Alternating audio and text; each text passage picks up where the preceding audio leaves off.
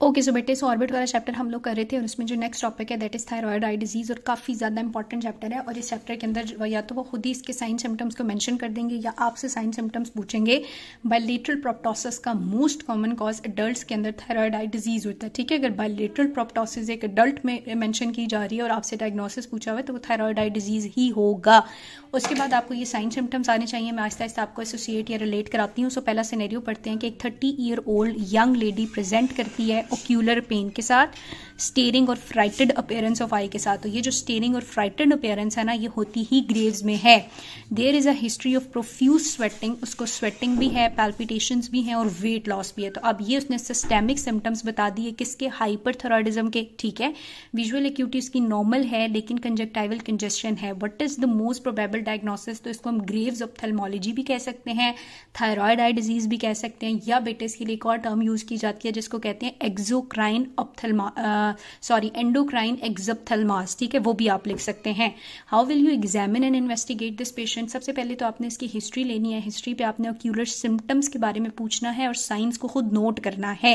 Examination के ऊपर चूंकि इसके सिस्टेमिक साइन सिम्टम्स भी हैं तो आई सजेस्ट कि आप लोग मेंशन करें कि सबसे पहले हम लोग इसकी जनरल फिजिकल एग्जामिनेशन करेंगे, फिर हम इसकी ऑक्यूलर एग्जामिनेशन करेंगे, फिर हम एक्स्ट्रा ऑक्यूलर मसल की मूवमेंट को एक्सेस करेंगे, विजुअल एक्यूटी की असेसमेंट करेंगे और फिर नॉस्पेक्स ग्रेडिंग को दिमाग में रखते हुए हम लोग इसकी ग्रेडिंग या स्कोरिंग करेंगे। अगर आपके पास टाइम है तो आप ये पॉइंट मेंशन कर सकते हो।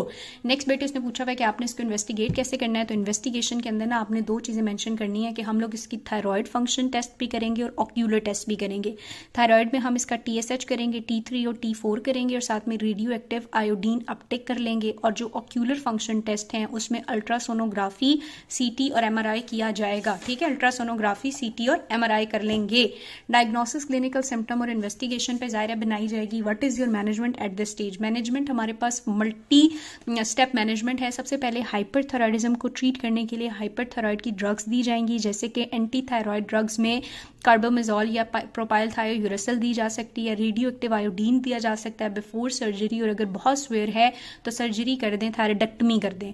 उसके बाद जो डिस्कम्फर्ट और पेन है पेशेंट को, उसके लिए सिम्प्टोमेटिक ट्रीटमेंट देंगे, यानी कि आर्टिफिशियल टीयर्स देंगे, लुब्रिकेंट्स एट बेड टाइम दे जा सकते हैं। आईलिड की टेपिंग कर दी जाएगी, क्योंकि ये आईलिड जिसकी बहुत रिट्रैक्टेड होती है ना, ऊपर की तरफ होती है, तो सोने से पहले हम इनकी टेपिंग कर देते हैं ताकि ये बहुत एक्सपोज ना हो और एक्सपोजर केराटोपैथी ना करें।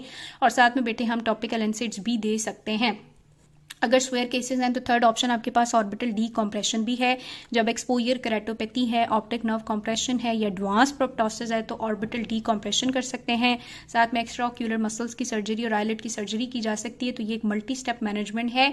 एंटी थायरॉयड ड्रग दी जाएगी, सिम्प्टोमेटिक ट्रीटमेंट है, ऑर्बिटल डी कॉम्प्रेशन है, एक्स्ट्रा ऑक्यूलर मसल्स की सर्जरी और आईलिड की सर्जरी है। ठीक है बेटे, नेक्स्ट क्वेश्चन अगर हम देखेंगे तो एक 20 ईयर ओल्ड फीमेल को ग्रेव्स डिजीज है, खुद ही बता दिया, बायलेटरल एक्सियल प्रोप्टोसिस है। ओके फाइन, पूछता क्या है, ऑक्यूलर सिम्टम्स बताएं। तो बेटे ऑक्यूलर सिम्टम्स ऑलरेडी मैंने आपको बताए थे कि एक तो इनकी जो अपर लिड होती है ये रिट्रैक्टेड होती है। नंबर 2, जब हम इनको कहते हैं ना प्राइमरी गेज में यानी सामने देखें तो तब भी इनकी अपर लिड रिट्रैक्टेड होती है और इसको हम कहते हैं डेल रैम्पल साइन।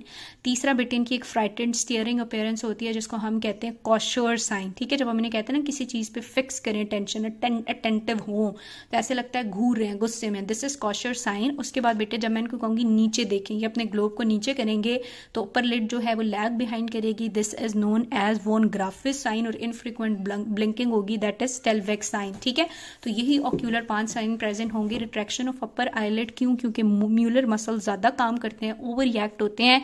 क्यों ओवर रिएक्ट होते हैं, हाइपरथायरॉयडिज्म में सिंपैथेटिक स्टिमुलेशन ज़्यादा होती है जिसकी वजह से म्यूलर ओवर रिएक्ट करते हैं और अपर आईलिड रिट्रैक्टेड रहती है। Retraction of upper eyelid in primary position, primary position में कैसे वो रिट्रैक्टेड होगी, इसको हम कहते हैं, जब हम उन्हें कहते हैं सामने देखो तो अपर आईलिड रिट्रैक्टेड होती है और ये 90% पेशेंट्स में ये साइन प्रेजेंट होता है, that is known as Dalrymple sign. ठीक है, स्टेरिंग और फ्राइटेड अपीयरेंस होती है जब उन्हें कहते हैं अटेंटिव हो, इसको हम कॉशर साइन कहते हैं।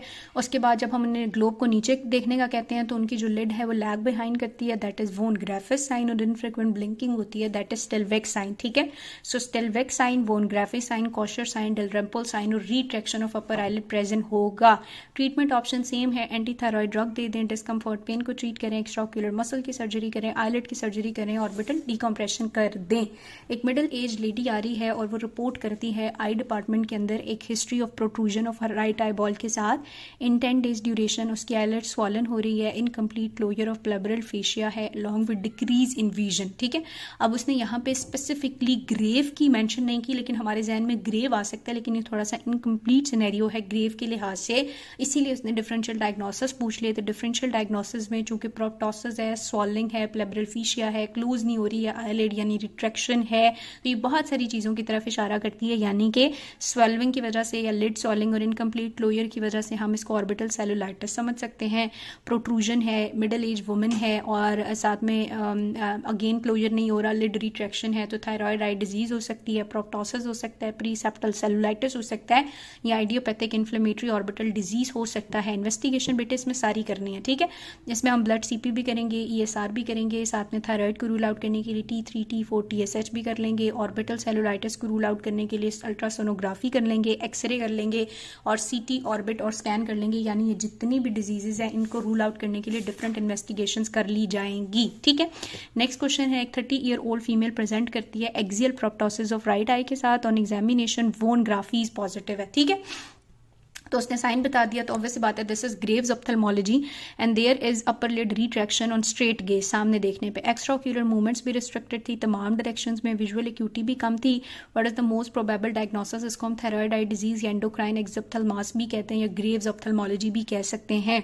Write two other differential diagnosis in this patient, अभी पीछे डिफरेंशियल डायग्नोसिस पढ़े, it can either be cellular orbital cellulitis या प्रोप्टोसिस ड्यू टू सिस्ट और ट्यूमर या प्रीसेप्टल सेलुलाइटिस भी हो सकता है। Name two important investigation that would you order and justify it, हम करेंगे TSH T3 T4 TSH justify ये करना है कि TSH के लेवल्स कम होंगे, T3 और T4 ज़्यादा होंगे, इसीलिए हम इसको हाइपरथायरॉयडिज्म लेबल कर देंगे। एक 30 ईयर ओल्ड फीमेल प्रेजेंट करती है painful proptosis of slow onset के साथ, मोस्ट लाइकली डायग्नोसिस, एक 30 है ना और पेनफुल है और फीमेल है, तो ये मोस्ट लाइकली एंडोक्राइन ऑक्सोप्थेल्मास हो सकता है, फीमेल्स के अंदर ज़्यादा कॉमन होता है hyperthyroidism. What investigation are necessary, same वही T3 T4 TSH, साथ में हम CBC ESR and ultrasonography and CT and MRI and all that, ठीक है। What are the serious complication that can happen, exposure keratitis, चूंकि उसके लिड रिट्रैक्शन होती है तो ये एक्सपोज होता रहता है, तो एक्सपोजर केराटाइटिस हो सकता है। एक्सपोजर की वजह से कॉर्निया में अल्सरेशन हो सकती है, अल्सरेशन के बाद चूंकि ये इतना एक्सपोज होगा तो ड्राई आई सिंड्रोम या टीओफिल इंस्टेबिलिटी होती है और ऑप्टिक नर्व कंप्रेशन भी हो सकती है, ठीक है। नेक्स्ट क्वेश्चन क्या है, 30 ईयर ओल्ड फीमेल प्रेजेंट करती है painless axial proptosis of right side के साथ, उसकी विजुअल एक्यूटी ठीक है, अपर लिड रिट्रैक्शन है, ये एक साइन है थायराइड का, और साथ में क्या है and lid lag on down gaze, तो ये भी बेटे जब वो नीचे देखेगा लिड लैग डाउन करेगी तो this is Stellwag sign, ठीक है। She is not complaining of sudden onset diplopia, what is the most likely diagnosis, thyroid eye disease और endocrine exophthalmos. What are the findings on CT of this patient, CT हमें बताएगा कि कोई भी orbital apex lesion present है। What will be the cause of diplopia, अभी diplopia develop नहीं हुआ, लेकिन अगर होगा तो क्या कॉज होगा, स्वेलिंग और स्कारिंग जो आई मसल्स की है वो नॉर्मल अलाइनमेंट करेगी और डिप्लोपिया करेगी। डिप्लोपिया का मतलब होता है double vision. How will you manage acute stage of this disease, तो बेटे मैनेजमेंट सारी सेम है कि एंटी थायराइड ड्रग्स दे सकते हैं, डिस्कम्फर्ट पेन को ट्रीट कर सकते हैं, अगर ऑर्बिटल या केराटोपैथी वाले साइन सिम्टम्स आएंगे तो ऑर्बिटल डीकॉम्प्रेशन करेंगे, एक्स्ट्राक्यूलर मसल्स की इन्वॉल्वमेंट के लिए एक्स्ट्राक्यूलर मसल सर्जरी करेंगे और आईलिड इन्वॉल्वमेंट के लिए आईलिड सर्जरी करेंगे। एक 20 ईयर ओल्ड फीमेल जो है उसको थायराइड इनलार्जमेंट है और कंप्लेन करती है बाइलेटरल प्रोमिनेंस, तो ये तो क्लियर हो गया थायराइड आई डिजीज है और ऑक्यूलर साइंस लिखें, यही सारे साइंस हैं, ठीक है। एक यंग लेडी प्रेजेंट करती है बायलेटरल प्रोमिनेंस ऑफ आई के साथ, उसने नोटिस किया है कि उसके रिलेटिव्स ने नोटिस किया है, बाकी डिप्लोपिया की ऑक्यूलर रिस्ट्रिक्शन की कोई वो नहीं है। डिफरेंशियल डायग्नोसिस जो पहली दफ़ा डिस्कस की है, how will you investigate this patient, ये भी बेटे प्रीवियसली डिस्कस हो चुका है, ठीक है। तो दिस इज ऑल अबाउट जो आपके थायराइड में से आए हुए हैं। नेक्स्ट वीडियो के अंदर हम ऑक्यूलर इंजरीज को डिस्कस करेंगे, अगेन वेरी इंपॉर्टेंट टॉपिक है, और मेरे प्रॉफ में से ऑक्यूलर इंजरी में जो ऑर्बिटल फ्लोर का फ्रैक्चर होता है उसका एक क्वेश्चन आया हुआ था और बदकिस्मती से मुझे नहीं आता था क्योंकि मैंने इसको भी चॉइस पे छोड़ा हुआ था। तो नेक्स्ट वीडियो के अंदर हम जो है वो इस चैप्टर को करते हैं।